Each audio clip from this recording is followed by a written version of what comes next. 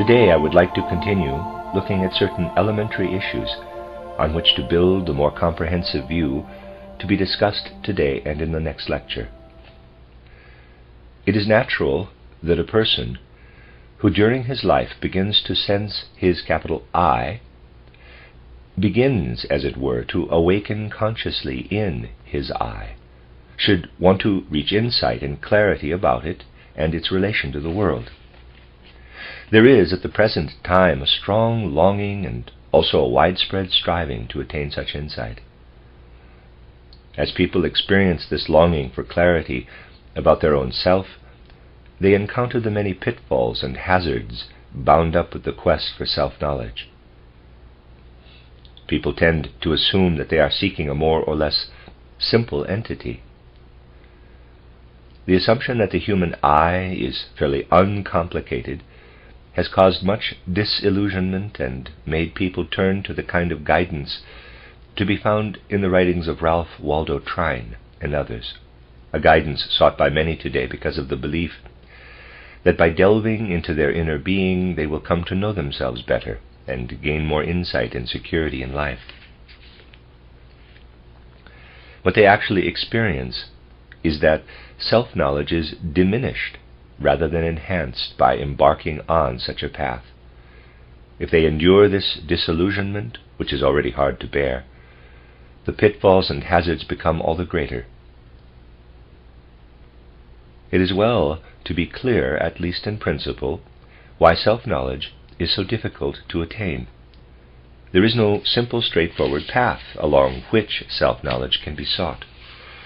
The self, the I, can be discovered, or at least sought, through thinking, through feeling, and through the will. In each case, something is discovered which one can claim as the I.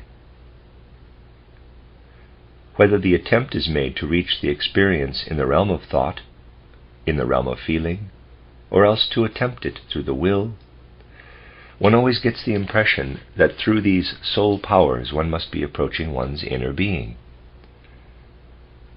A person may at first try a path by means of his life of thought, that is, attempt to depict the I to himself. Especially people who are philosophically inclined have in recent years become convinced that this is a secure path. They will say, that which I look upon as I remains from birth to death the same entity. If I look back in memory over my life, I find that I am always the same. However, the statement is contradicted daily for every normal human being, as I have often pointed out. Between going to sleep and waking, the ordinary person has no means of knowing how things concerning the I really are. He has no external observation of the I during sleep. The I he depicts to himself he can only relate to the times he was awake. During sleep, the chain of his life's external events is broken. This is easy enough to see.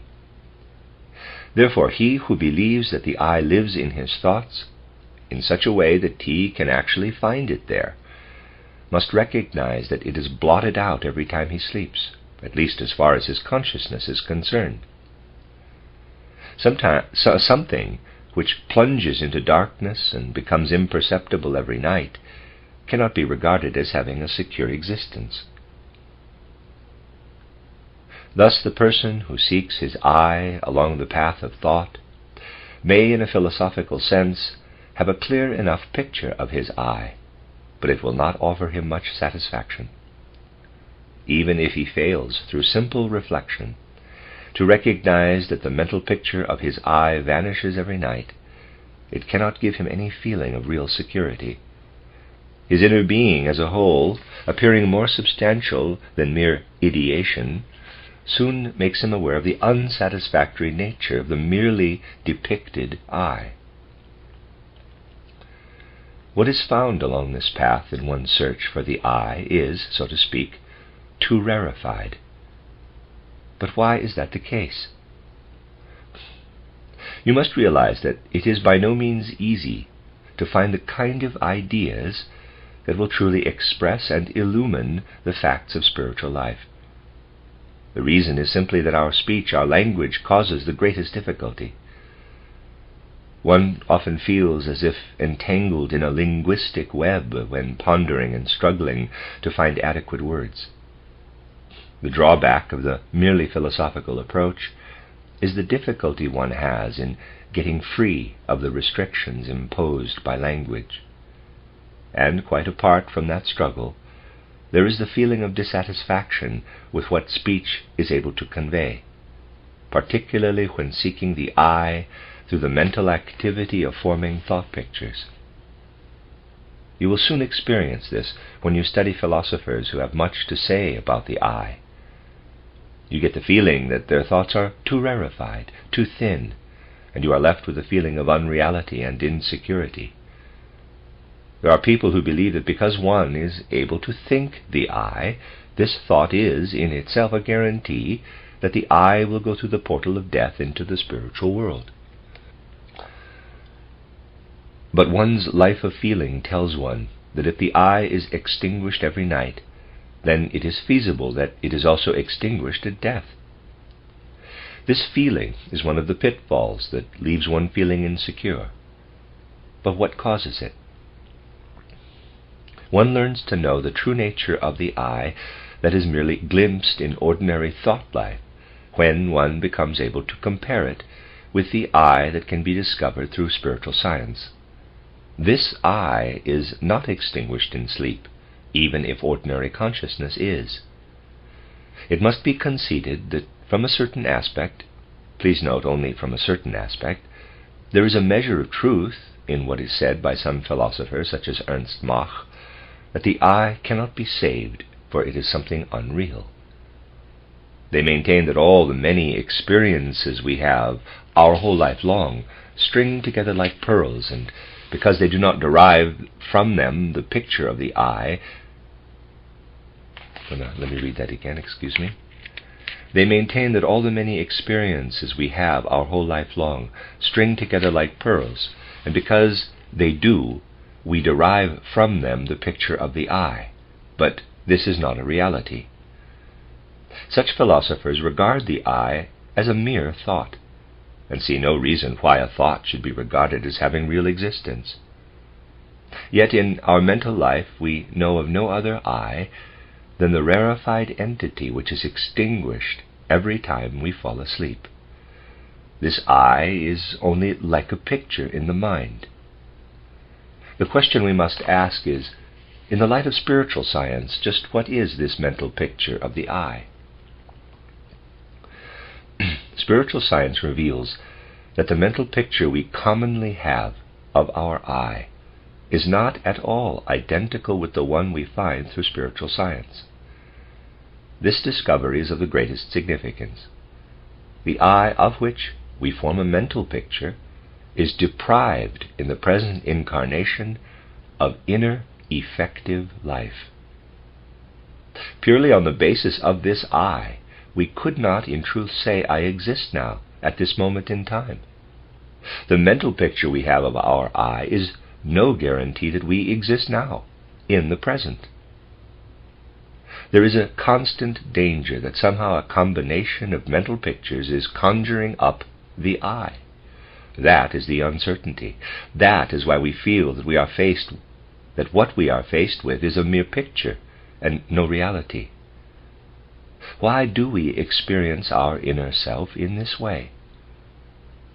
Because the I of which we form a mental picture contains already forces for our next incarnation. In this life, it must necessarily exist in the form in which we encounter it. When we depict the I, we are dealing with a force belonging not to this life, but a force that will only evolve in our next incarnation. It is comparable to a plant which, if it could sense the seed within, would say, this seed is in reality not me. It is the plant that will grow only next spring. In a similar way, there lives in what we depict as our I the force that will evolve in our next incarnation. It has to exist the way it does, for if we wanted it to become more in the present incarnation, then it would unfold too soon and could not remain seed-like till our next life. Thus the I we depict in thoughts must remain weak. It cannot be active now, for it has to retain the seed-like forces for the next incarnation. You will realize the significance of this fact. When spoken of in this abstract manner, its immense importance may not be immediately evident. What we are talking about is something shadowy, belonging to the next incarnation. While it cannot develop in this life, it can be enriched so that it loses its shadowy character. Otherwise it remains unsatisfactory and is experienced as a mere point, as it were, beyond which no progress is possible. However, the problem is how one sets about enriching this I that is felt to be no more than a point. Nothing is achieved by merely brooding within oneself, for all we arrive at is what in this incarnation is a mere point, a seed for the next life. No matter how forcefully, how mystically one broods inwardly, or what beautiful precepts one sets oneself, the I is not reached. In the way in which this I that we depict in thought lives within us in this incarnation, it does not really belong to us. For the duration of this incarnation, it actually belongs to the world. From what we see inwardly as a thought picture of our I, the world will prepare for our next incarnation what will then be active within us. That is why this I can become enriched only through our experiences of the world. When asked by our friends to write something in their album, I have often, in cases where it was appropriate, written, quote, "To find yourself, seek in the world. To find the world, seek in yourself." Close quote. In order to find oneself, that is, in order to provide one's thought life with a richer, more living content than is possible in ordinary life, one must widen one's observation and deepen one's experience of the world. However, in this respect, ordinary sensory observations are of no help, for they also belong to the present incarnation. They are also dependent on the physical body, which is laid aside at death. We must make observations of a different kind, must become able to enter into the more subtle aspects of life. We can enrich the thought picture of our I only by being aware of more than the obvious aspects of life. We must cease to think in the abstract manner so much preferred nowadays. To enrich the I, one must make efforts to seek out the more hidden connections in life. I beg you not to misunderstand this remark. To seek out life's hidden connections would today be regarded as a useless pursuit, because people are not striving to enrich the I. All modern people are concerned about are the kinds of thoughts that either depict external events or are useful for some action.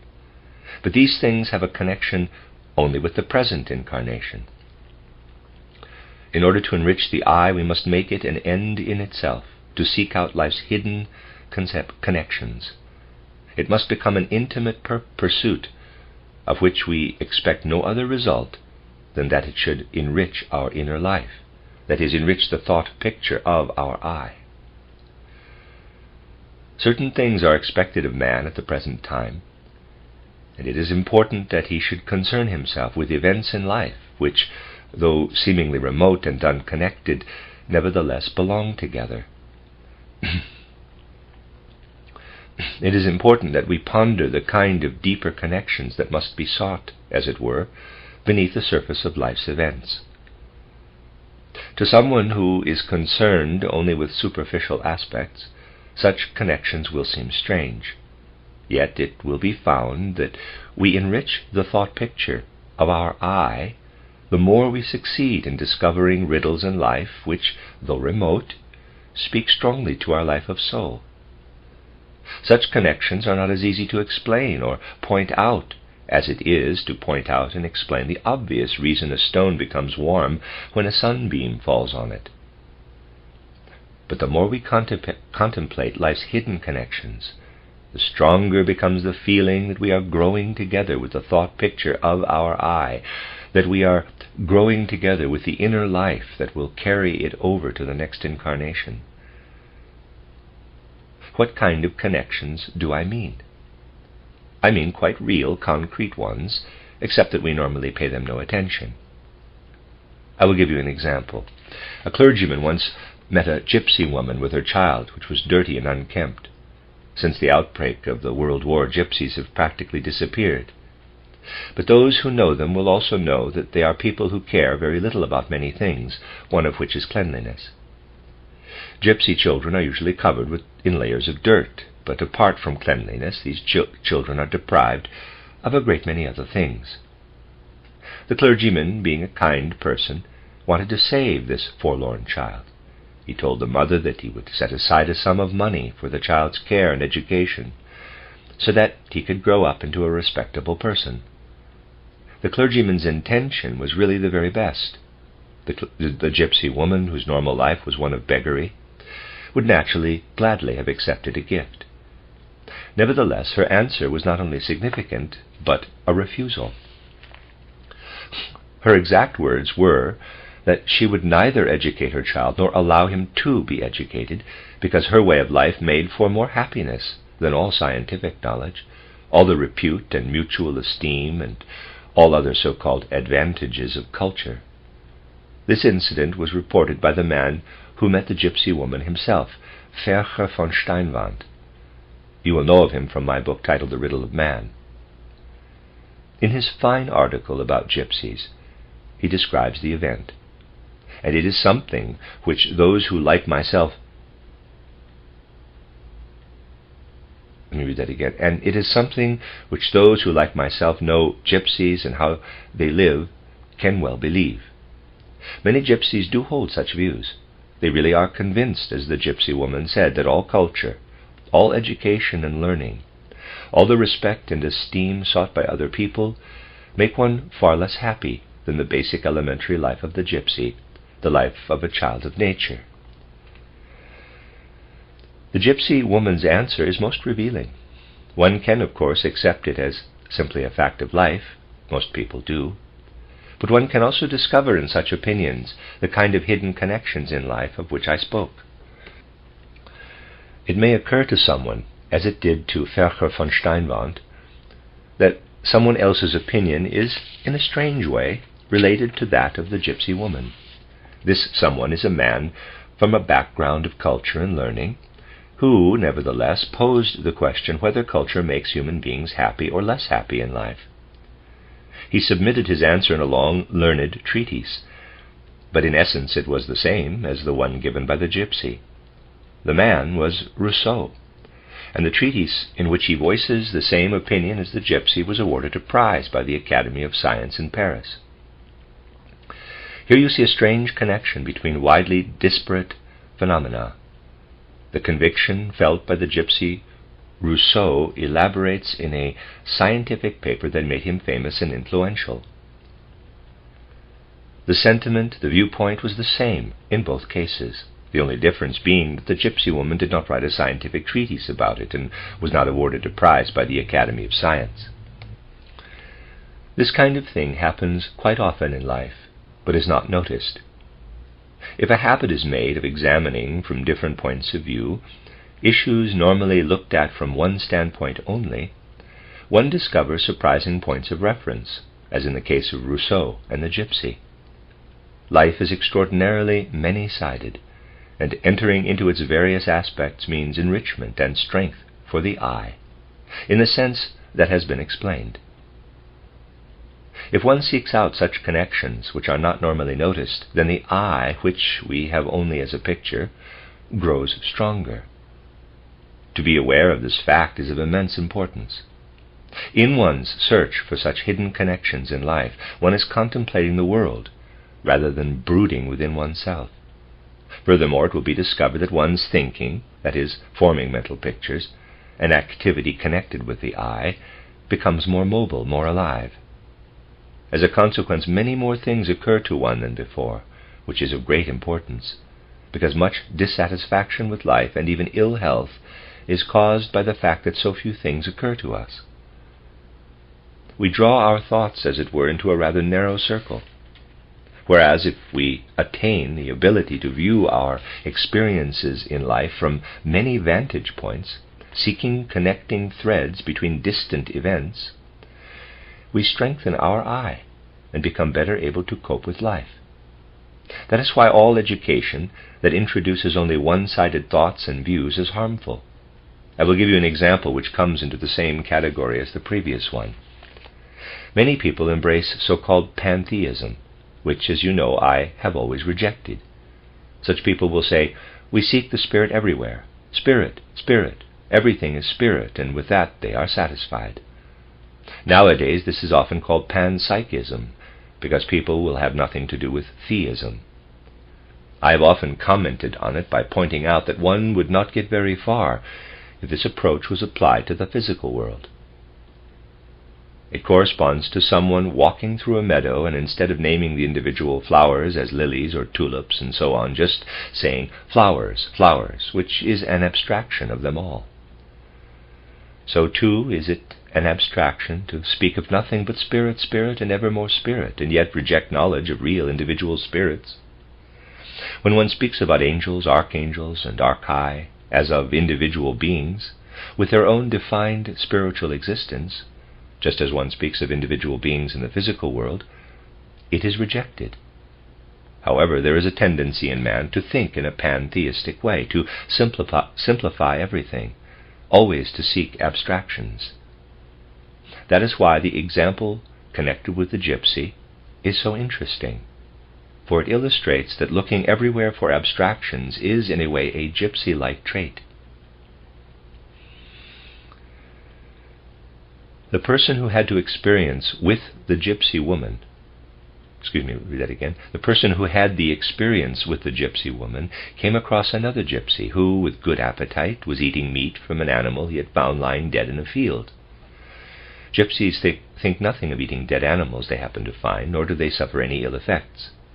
The person who found the gypsy eating wanted to impress upon him that one does not eat animals that are found dead, only animals that have been slaughtered. And here the gypsy showed his inclination for abstractions, saying, "Well, the animal I am eating was slaughtered by God." So you see, like pantheists, he applies the concept of God to everything. Naturally, if one's thinking is pantheistic, it must be assumed that an animal found dead must have been slaughtered by God, and there can be no objection to eating what God has slaughtered. Wider, less obvious connections can be found between one's experiences in life. They vitalize the thought picture of our eye. There are, of course, those who will say, surely all that is required is the ability to combine facts. Yet that is very abstract. What I mean is something much more alive, something that relates to the ability to combine facts as a living organism relates to a machine. When we make the effort to enrich our eye by bringing together and relating disparate events, we become aware of a force which lives in us already, but belongs to our next incarnation. It is easy to be deluded into thinking that the eye is enriched by brooding within oneself. That is an illusion. We enrich it by entering into aspects of life that lie beneath the surface, and by truly fostering the ability to ponder and reflect about life, instead of being merely engrossed in ourselves. One must take hold of life lovingly and be willing to seek out the relation between remote events for no other purpose than to enrich the eye and make it stronger. The attempt can be made with the most ordinary situations in life. Opportunities are there all the time. Try to let everyday experiences reverberate in such hidden connections. One must, of course, remain realistic and not read into such connections things they do not contain, or try to become more knowledgeable through them. That's a sentence again. One must, of course, remain realistic and not read into such connections things they do not contain, or try to become more knowledgeable through them. That is not the purpose. What matters is their effect on us, enabling us to experience a force which lives in us in this life in the form of a thought, whose reality will become evident only in our next incarnation. When we become conscious of such hidden connections, the possibility arises for us to become aware not only of the fact that the thought picture of our I is the foundation of our next incarnation, but also of how it exists between death and a new birth. This requires a greater awareness of how we adapt to life, indeed of how people in general adapt to and deal with life. Here again, the more obvious aspects are not the most important for the attainment of the inner sensitivity that enables us to become aware of the way we exist between death and new birth. The insight one seeks to attain of the beings and events of the spiritual world must be sought in subtler ways than is customary today. Life in the physical world is completely different from life in the spiritual world. It is not really surprising that just as they are, our ordinary thoughts, feelings, and will impulses cannot be applied to the spiritual world, which requires a much more delicate approach. To strengthen and enrich our life of thought, efforts must be made to discover hidden connections between events, as I have described. But for the awareness of the I as it lives between death and new birth, in fact for awareness of the realm in which we are between death and new birth, it is necessary that these connections are related to human beings themselves. Indeed, life provides plenty of opportunity for such hidden connections to be discovered. And if they are noticed and treated with the necessary sensitivity, one will soon find one is on the right path. Unfortunately, because the words one must of necessity use are too often taken in a materialistic sense, a certain difficulty arises when the attempt is made to explain things of this nature. I shall illustrate what is meant by an example. What I want to explain can best be observed in the case of people who, through their whole disposition, have what could be said to be a dreamlike inner life. Not that they are complete dreamers, but their soul life has a dreamlike quality. This quality is more pronounced in people living in countries toward the Eastern Hemisphere. The further west one goes, the less do human beings reveal in themselves those subtle connections which point to the hidden spiritual realm I have indicated. That is why the Western Europeans, who have to resort to connections of a cruder nature, find it so extraordinarily difficult to understand the soul characteristics of the Russians. And such understanding is more essential now than ever before. It could be said that Russians are a fraction less awake than Western or even Central Europeans. That is why what we are now speaking about is easier to relate to the inner life of a Russian than to the inner life of a Western European. It does, of course, relate to people in the West, but it is not so easy to detect there. A German writer, Edward Bernstein, has an interesting description of an incident which I would like to use as an example of what I want to illustrate. He will surely not be pleased to know that I regard the experience he describes as mystical. Nevertheless, it is a good example of those hidden connections in life which materialists regard as mere chance. Edward Bernstein relates that in London he used to be a frequent guest at the house of Engels, the friend of Karl Marx. Engels' household was a hospitable one, where many people often met, where in fact an international group would frequently gather. It was here that Bernstein met Sergius Kraczynski, a writer who had adopted the name Stepniak, by which he is quite well known. Bernstein's description of Stepniak is most interesting.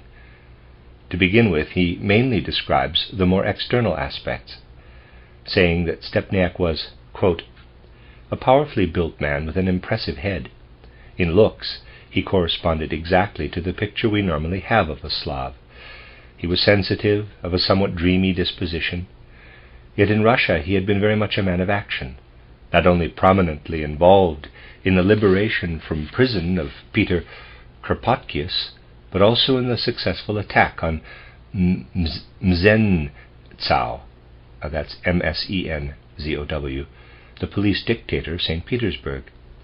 In England he was the soul of the society, quote, Free Russia, close quote, founded for the purpose of collecting money to support Russian freedom fighters. On their behalf he had repeatedly undertaken lecture tours in England and one across America, where he had been particularly befriended by the American humorist Mark Twain. Stepniak was a respected figure in certain literary circles in England, having made a name also as a novelist. At Ingalls' parties or at any other gathering he was usually quiet, and seldom spoke unless one addressed him directly. However, it was obvious that he greatly appreciated his friendship with Ingalls, and liked coming to his parties. A friendship also sprang up between Stepniak and myself. Close quote. It so happened that at a meeting of the Society, quote, Free Russia, close quote, attended by both Bernstein and Stepniak, a quarrel broke out. It was one of those quarrels that easily breaks out among people with a deep emotional commitment to life's greater issues. The quarrel concerned the relationship between Russians and Poles. In such a situation, it is a safe bet that the average Central European will side with the Poles. A fierce disagreement ensued in which Bernstein and others spoke up for the Poles, Bernstein defending them against the Russians. As a consequence of this quarrel, Stepniak no longer came to the Society. Then, after a long time, Bernstein received a letter from someone not connected with the Society, inviting him to a party on one of the following evenings. The writer of the invitation said he was aware that Bernstein was not on good terms with Stepniak, so he was to come only if he did not mind meeting the latter. Bernstein did not mind. In fact, he welcomed the opportunity to meet Stepniak again, and so the two men met once more. One may, of course, not find it so remarkable that two people who used to like seeing one another meet again after several years. It may be regarded as a mere chance meeting, and it is only natural that materialists should do so. However, Bernstein's whole description of the mood in which the meeting took place that evening makes it clear that especially for Stepniak it was an occasion of very great significance. They spent the evening in a happy mood. Before parting, Stepniak said how pleased he was that they had found one another again, and how much he looked forward to them spending time together. 2 days later, Bernstein read in the paper that Stepniak was dead. It appeared that on the day after their meeting he had been reading a book while out walking, had crossed a railway line, and been hit by a train. It was absolutely clear that it was an accident. There was no question of suicide. Thus, another chance. But you see, such events are in reality no mere chance. I have chosen a striking example to illustrate the kind of connection one must look for in life. If one is to discover links that are less obvious, one must seek the kind of event in which connections are hidden and which involved the inner life of human beings. Once it has been recognized that there is a deeper aspect of our life of soul which is prophetic, then one can no longer consider such events as mere chance. This aspect comes to expression chiefly in our mental life when tinged with feeling and when it is somewhat dreamy. In such instances it points to the future to a remarkable degree. All dreams are in fact prophetic. When you dream, you always dream the future. But because you cannot formulate mental pictures of future events, you clothe the dream in pictures of past ones and draw them like a veil over the inner experience. There is a deep connection between what we dream of the future and the clothes we put on it when we awake. This is because of karma, and because the future is linked to the past. What we become conscious of, we clothe in pictures from the past, that is, in images with which we are familiar. Though we are aware of only a fraction of our dreams, we dream the whole time between falling asleep and waking. When someone is in a dreamy state during waking life, it is not without effect on his karma. Anyone who really understands what I have indicated concerning life's hidden connections will recognize in this incidence, a definite picture of how karma works. Had Stepniak not been the sensitive and dreamy person he was, then the effect produced by the connection between his conscious life and the hidden current of his karma would have been less effective.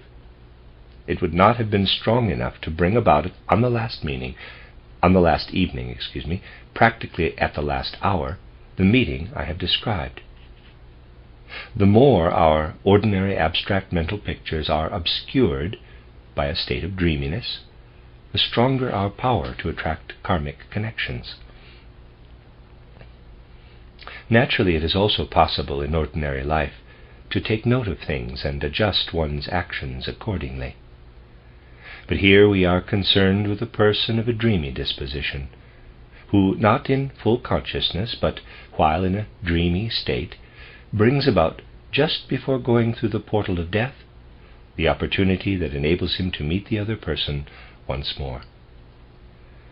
Such fine, more delicate connections must be recognized for what they are, namely a source of enrichment for man's inner life, an enrichment that provides the striving human being with a perspective on life between death and new birth. One must become more attentive to finer details in the present life and seek out threads between events in which human beings themselves are involved. Certainly these things must not be understood materialistically. What I have said must not be taken to mean that Stepniak brought about the meeting with Bernstein through some kind of inner force of attraction. That would be a materialistic and completely wrong interpretation. These things must not be regarded in such a crude manner, as though they could be proved by natural scientific means. When dealing with such delicate issues, one must not expect to be able to pin them down as if they were something material, but be satisfied if one thing or another becomes clearer through the description of such hidden connections. To become accustomed to observe life in accordance with such delicate relationships is to enrich the life of soul. All relationships dealt with in spiritual science are basically of this delicate nature. That is why the study of spiritual science enriches life. Thus, when we seek out the kind of connections I described earlier, in which human beings are less directly involved, we enrich and strengthen the shadow-like I, which we bear within us as a seed that will evolve only in our next incarnation, whereas connections in which human beings are directly involved enrich life by awakening sensitivity and awareness for the region we pass through between death and new birth. It is a strange fact that many a person who is well able to seek out such connections fails to notice them because they are interpreted materialistically. Many important passages in Goethe's works can be understood only if it is recognized that Goethe does not want to be pinned down in a materialistic sense. One has to realize that his style when writing such passages was his way of describing events which, as it were, take their course beneath the surface of life. It is a mistake to believe that the I can be enriched in a way that leads to enhanced self-knowledge by delving into oneself in the crude manner described, for example, by Waldo Trine. The opposite is true. To become strong, one must strive to become free from oneself.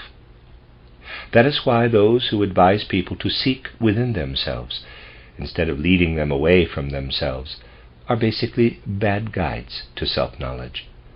The aim should rather be to seek within the world those hidden connections between events, which must be sought with effort, as they are not the kind one is apt to stumble across. Just as one encounters pitfalls in regard to the I that lives in us as thought picture, so are there pitfalls in regard to the I that lives in the will. In ordinary life, we know it no better than the I we depict in our thinking. That such is the case is shown by the fact that people, for example Theodor Ziehen, to whom I referred recently, simply ignore the will. They cannot discover the will in modern man. And this has a certain justification, in the sense I have indicated in public lectures at various places. Franz Brentano ruled out the will altogether, and differentiated in the soul the activity of forming mental pictures, the making of judgments, and the feelings fluctuating between love and hate. Consequently, he did not deal with the will, not even in his work on psychology. And it is true to say that when one looks at the human being as he is in his present incarnation, one does not find the will as such. According to the modern view, the will is what brings man satisfaction or disappointment, pleasure or pain, and so on. In other words, all that one finds in place of the will are moods and feelings. The will itself remains hidden. Let us say you lift your hand. You may be aware of a certain mental picture or a feeling in so doing. But what actually occurs within the body when the hand lifts, of that you are completely unaware. Nowhere can one find the will in man today. But why? Because the will is not in him. The I that lives in the will is not within present-day man. What is effective in him is something that works across from his previous incarnation. What comes from the I of his previous life acts in him now as will. When I say I am, I live within the seed of my next incarnation. When I say I will, I live in what acts across from my previous incarnation. It is of great importance to become aware of these facts, not least because they explain why it is so easy to be misled in this area. When a person says, I will this or that, and carries out an action, will flows into him from his previous incarnation, whereas his satisfaction or dissatisfaction in life depend upon himself as he is now, and the circumstances of his present incarnation. You will realize what mysterious connections we are dealing with. However, in ordinary life, they are felt as if they were jumbled together. People believe the I is a kind of substantial something hidden in their inner being, and that they express this something at different times variously as I think, I was, I am, I will. But things are not like that. When I say I am, I rely on a force which I have within me, the way this year's plant has within it the seed that will develop only next year. Thus when I say I am within a force which becomes a human being in a future incarnation. When I say I will, I act out of a force that was in me in a former life on earth.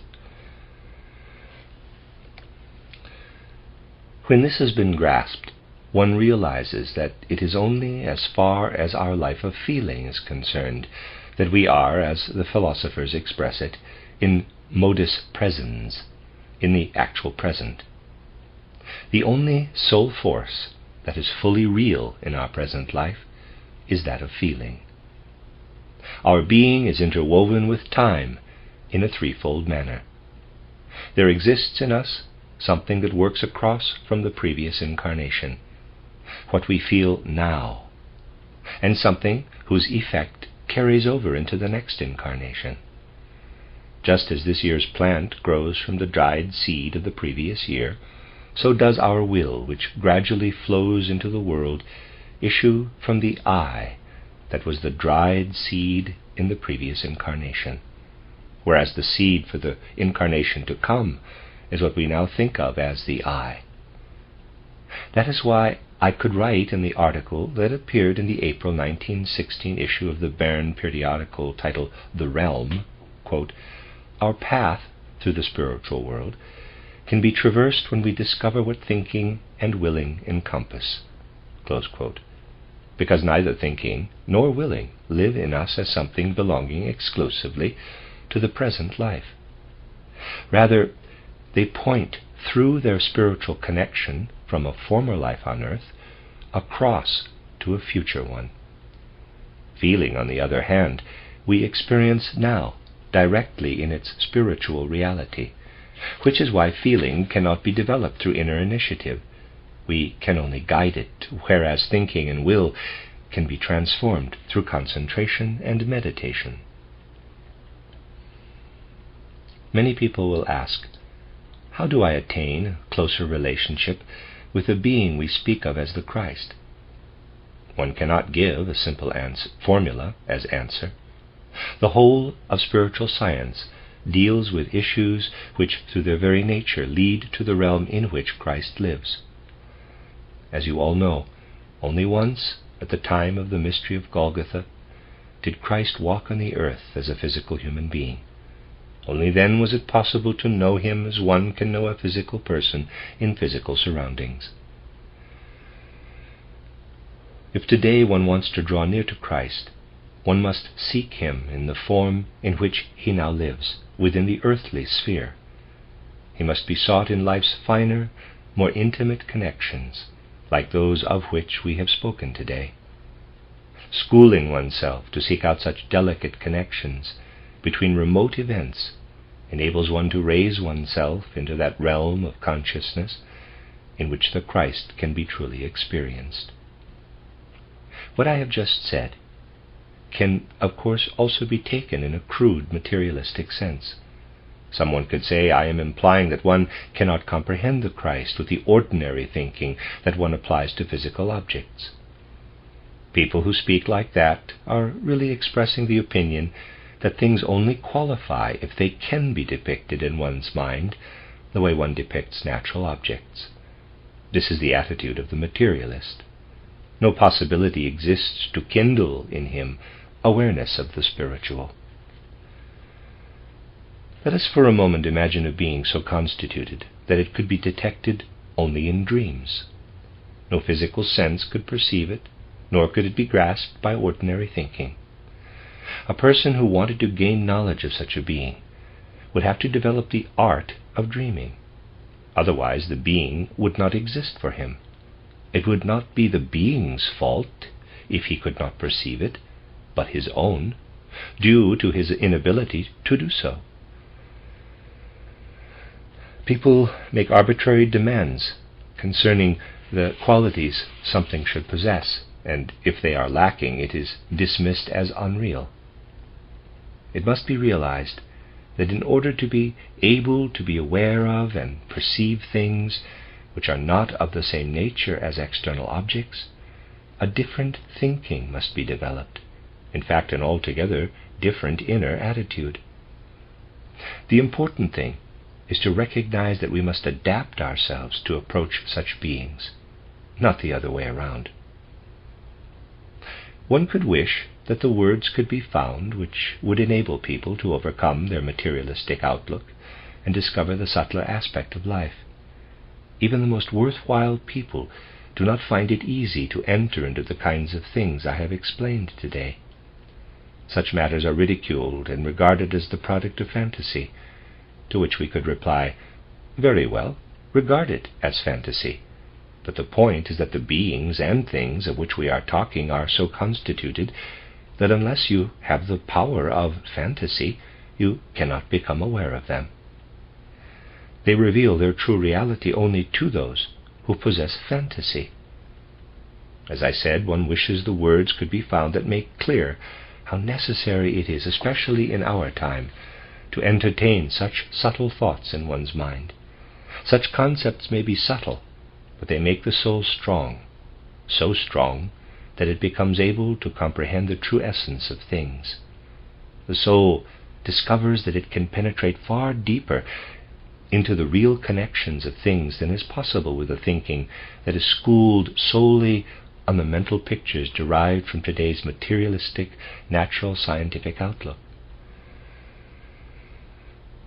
Today one finds that even those with eminent minds have forgotten how to engender the necessary subtlety. In the last lecture, I made it clear that I have the highest regard for Franz Brentano, not least because he did, through his study of Aristotle, develop subtlety of thinking up to a point. As I said, he could not accept spiritual science. This was due to many things, but principally it was because he still lacked the necessary mobility of thinking to penetrate to the spiritual aspect of things. One must at least strive to attain it. When people read my title Theosophy, or the second part of title Occult Science, one can often discover from what emerges just why their thinking stumbles. The same can be said in regard to Brentano. I would indeed have found it incomprehensible that a sensitive and astute thinker like Brentano should be unable to find the way, had I not succeeded in discovering an exact instance that reveals just where the difficulty lies. There are others, of course, but let me give you an example. Brentano said, "Whatever the soul consists of, as far as the substance in which it lives is concerned, it must be capable of individualization, for one can divide certain lower creatures, and each part will continue life with the same characteristics the creature had before being divided." You will know that this is possible with certain lower worms. They are unaffected if divided, and live on as two separate worms. From this, Brentano concluded that an independent soul must be present in each separate piece. In other words, if a worm is divided in two and both parts continue to live, there must be a soul in each. He further concluded from this that the soul and the body must be one unity. He made a comparison which convinced him that his view was right. He compared the event of the worm with a triangle, saying that the triangle divides into two triangles if a line is drawn through it. So he compared two concepts, that of dividing a worm in two and that of dividing a triangle in two, and let one explain the other. He considered the two concepts to be of equal simplicity and able to explain one another. But is it a valid comparison? For Brentano it was an important issue. But does it stand up to scrutiny? It does not. Let us say you have here a triangle. If you draw a line through it in a certain way, it does indeed divide into two triangles. Each half is a triangle, just as the worm, when divided, becomes two worms. However, if you divide the triangle differently, one of the parts becomes not a triangle but a quadrangle. In other words, only under certain circumstances do you get two triangles. An intelligent, astute man makes a comparison, but it is invalid. His thinking is not sufficiently mobile, not sufficiently alive to find a valid one. He stumbles with serious consequence. Had he not been misled into thinking that dividing a worm in two could be compared to dividing a triangle in two, he would have stayed on the right course. Dividing a worm into two parts has nothing whatever to do with two souls. One and the same group is effective in both parts. One could compare it with someone looking at his image in a mirror. If the mirror is broken in two, he has two images, yet he himself remains whole. Not the person, but the mirror has become divided. Likewise, the worm soul cannot be divided. It endures as does the person who sees two images of himself in the mirrors. Thus one and the same soul is present in the two parts of the worm. That is the true concept, corresponding to the reality. That concept Brentano could not reach. His thinking was not mobile enough and had become deluded by a false comparison. Had he made the comparison correctly, he would have noticed, as he divided the triangle, that the mere act of dividing does not guarantee that the result will be two triangles. In order to get that result, something else must be added, namely, the concept triangle, which is to be applicable to both parts after the division. Without the concept, the result may require two different concepts, that is, that of quadrangle as well as that of triangle.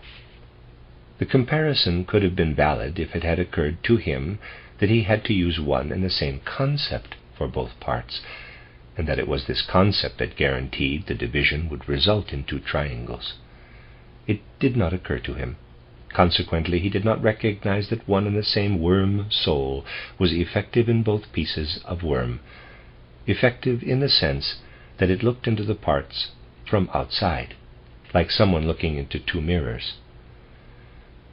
The need for greater subtlety of thinking is evident in all spheres of life.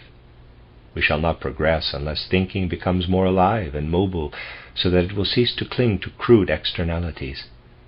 There never have been more obstacles to making thinking more alive.